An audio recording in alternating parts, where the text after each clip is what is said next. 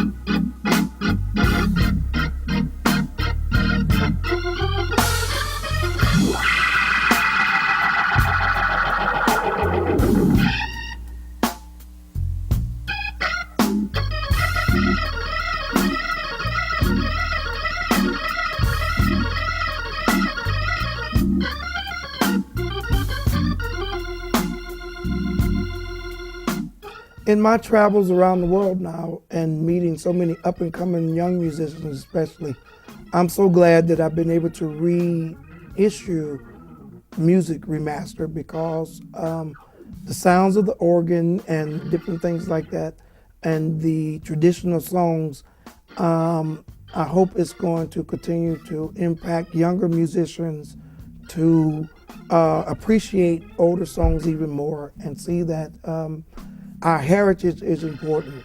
It's great to do new things, but the heritage is so important. I mean, I travel every week somewhere pretty much, and it's funny because people want to hear Near the Cross, Amazing Grace, What a Friend We Have in Jesus. I mean, it is amazing, and I would say I probably travel more than most contemporary artists. And I encourage musicians as they come up, don't throw away gospel music and don't underestimate it.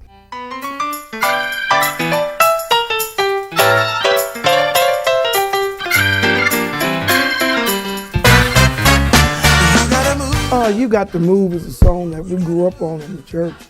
The people would just sing, you got to move, you got to move. When the Lord get ready, you got to move. Then the part say you may be high, you may be low, some are rich, some are poor.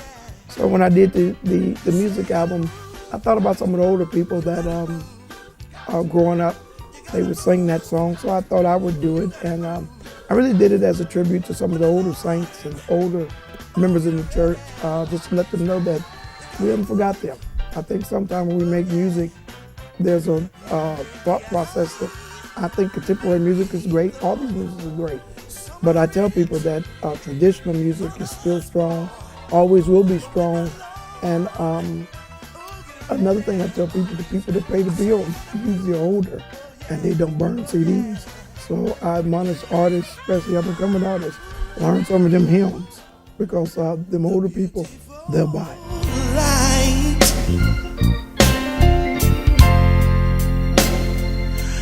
Come where the dewdrops. Walk in the Light, I did that. Aretha Franklin had did it on her album when I was at AT. And I remember I was with Bobby Womack, the singer, and we flew to Detroit one time because I was running AT Records and I went to see Aretha Franklin at her birthday party in Detroit because I was trying to get the license to redo the One Lord, One Faith, One God album. And I was listening to it and Walk in the Light was on there. And we weren't able to get the license. Mr. Clive Davis denied that request. And but the song stuck out. And my late brother, Kenny Tyson, he used to love to hear that song.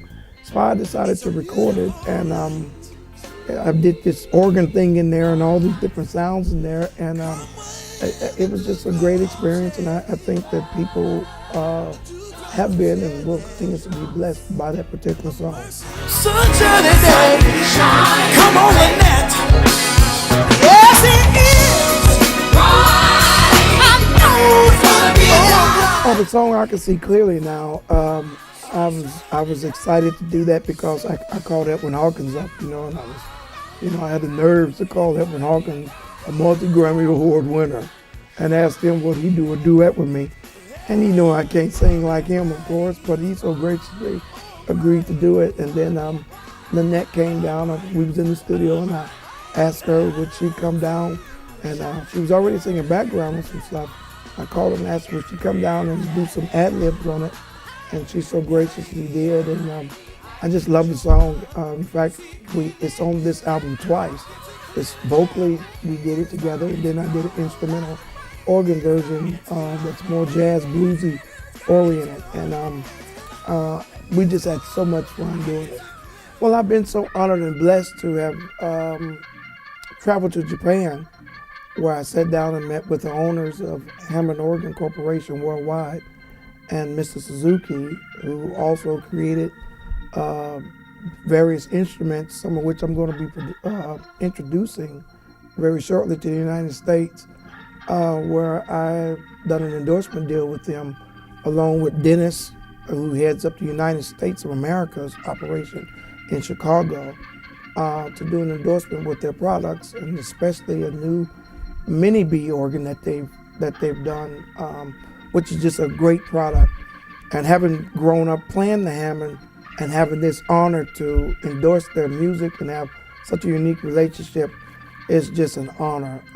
That's why I'll always be grateful to Edwin Hawkins, Walter, the late Walter, late Timothy Wright, Twinkie Clark, Church of God in Christ, Dorinda, Karen, Drew Sheard, Bishop Brandon Porter, Bishop W.L. Porter, the late Bishop W.L. Porter. I mean, the list goes on and on. Bishop G.E. Patterson, who believed in me enough to entrust their music with me. And I didn't have no big money and all this. I just had a belief that we can do this and we can control this. And it's still in process. And now Universal, Fontana, the #1 music company in the world, Central South, the #1 independent distribution company in the world, have allowed me, EMI Music, have all supported me and continue to support me in getting the music out there to the masses. And to be able to do this is just a great honor and a privilege. I thank them and I thank God. And I believe that gospel music is strong. I believe it can sell just like any of this other music can sell. But I think that we're going to have to get more gospel people that understand what this really is involved. At the end of the day, it's only what you do for Christ going to last. And we're going to die.